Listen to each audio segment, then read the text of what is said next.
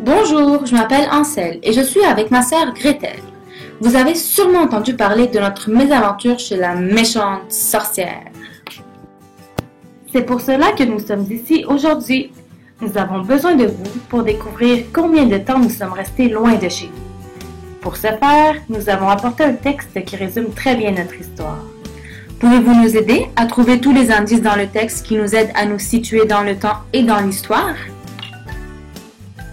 Sais-tu ce que sont les indicateurs de temps?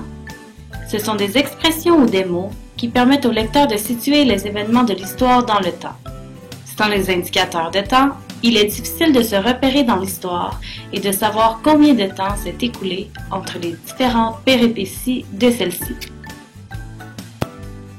Exemple, dès l'aube, depuis des heures, à midi, tôt le matin, à l'heure du déjeuner et la nuit tombée.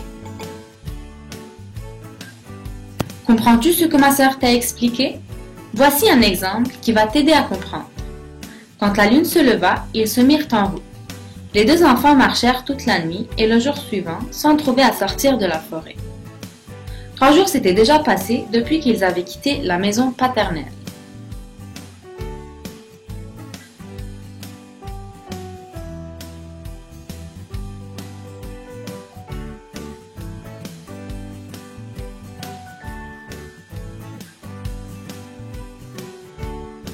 Bravo! Voici les éléments que tu aurais dû souligner.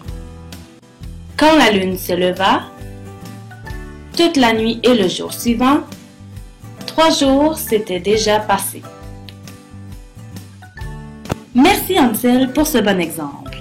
Donc, on peut dire que les indices de temps sont des mots qui aident le lecteur à faire l'enchaînement des actions de l'histoire.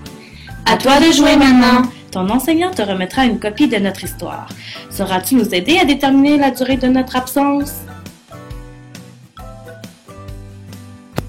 Cette capsule a été réalisée par Karine Mansour et Camille Noël dans le cadre du cours PPA 3111 à l'automne 2015.